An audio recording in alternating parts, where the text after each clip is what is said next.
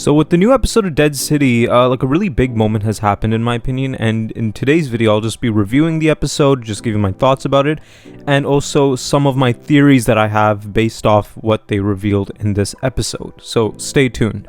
And now before we actually get into the video, I'd like to say thank you to all of you. We finally made it to that 1,000 subscriber goal, and this growth is all because of you guys. Like, you know, it's unbelievable, and this would have never happened without your guys' support. So thank you guys so much for your support. I really appreciate it.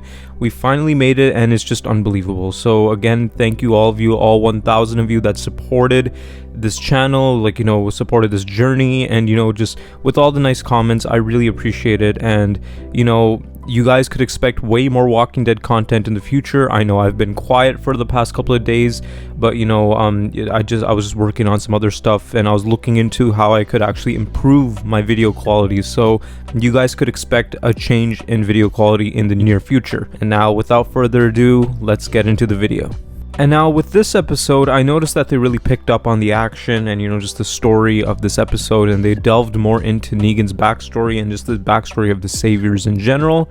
They revealed in the previous episode that, like, the Saviors, they actually captured a child from the kingdom, and the Croat eventually killed her. And in this episode, we could see that he actually went on with that deed, and we see Simon as well. And this is so big, right? This is huge.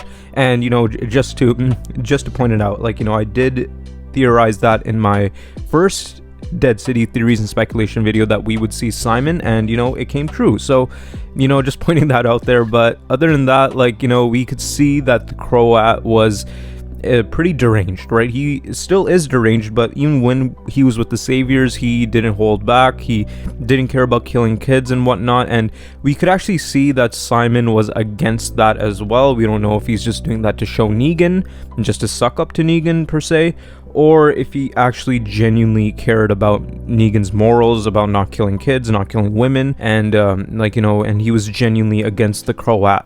And now, with that being said, I actually came up with a theory. Like, you know, this crossed my mind as soon as I saw the episode, as soon as I saw that scene.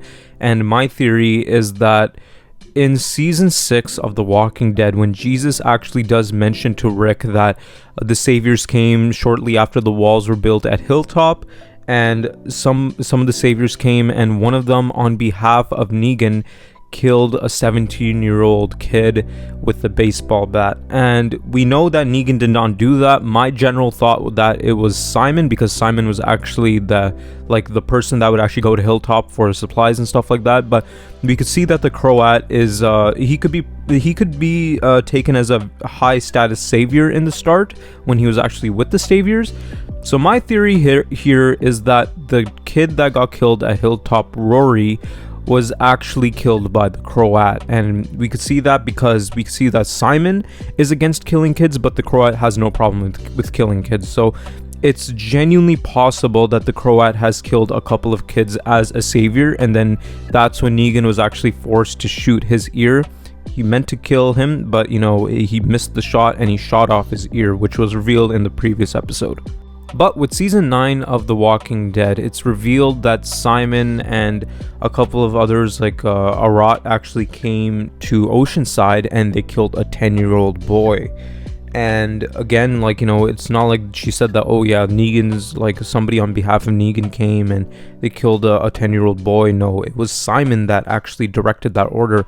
So we could see here that in the first scene of this episode, where Simon was actually saying that we're against killing kids and, you know, it's just a rule, he was sucking up to Negan. Let's just be honest. And this thought just came in my mind that Simon was okay with killing kids as well.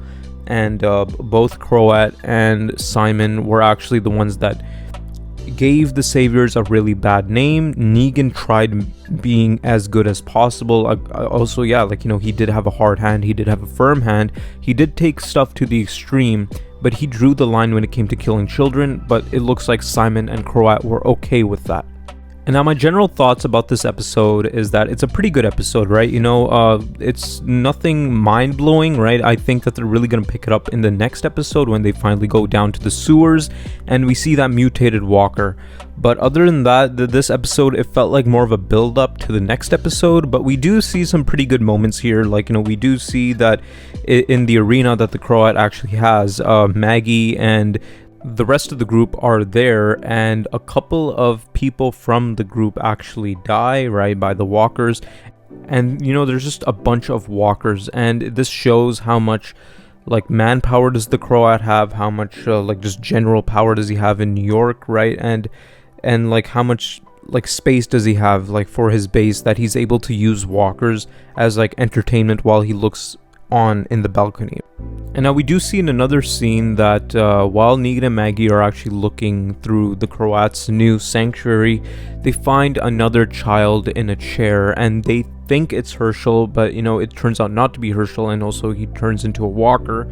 So this does show how deranged the Croat is, and what's he willing to do to actually reach his goals, and just to put everyone into line, and what lines is he willing to cross to keep his position of power. But so far, my favorite part of this episode was when they showed Simon and they showed young Negan, and this opens the door of a lot of possibilities, because this shows that they're willing to bring back dead characters, and and it looks like that the actors are willing to come back for these roles. So it's very possible that we could see Merle back, right? Maybe in a flashback of Daryl's, or just in Daryl's head, like how I mentioned in my Raise the Dead theories and speculations video, that we could see Merle in the Daryl Dixon spinoff, or we could see Shane in the Rick and Michonne spinoff. And I actually have a full video about that topic. If Shane is going to show up in the Rick and Michonne spinoff, I'll have it linked in one of the cards up on the top right.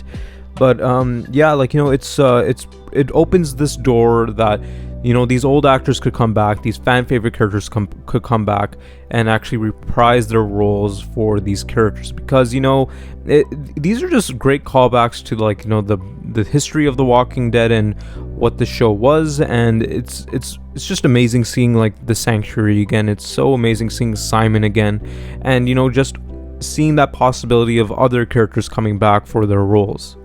And also another really cool moment in this episode is when the Croat and Negan finally meet, and it just seems like that this whole show, like the past couple of episodes, have been leading up to this moment, and it's just really cool seeing their dynamic. And just to think about like how they revealed that the Savior War was 15 years ago in the Walking Dead universe. It's just insane thinking about that. And also the Croat actually offering Negan a position in the new sanctuary. It's really cool to see how far has Negan came as a character, where he actually denies that, right? And he ends up saving the Marshal when the Croat throws him off.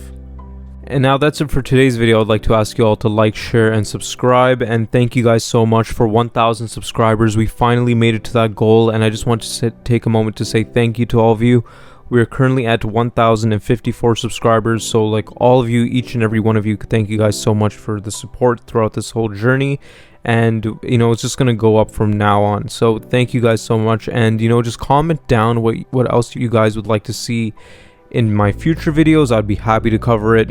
Just comment down your feedback and what else you guys would like to see me cover, and I'd be more than happy to cover it. So thank you.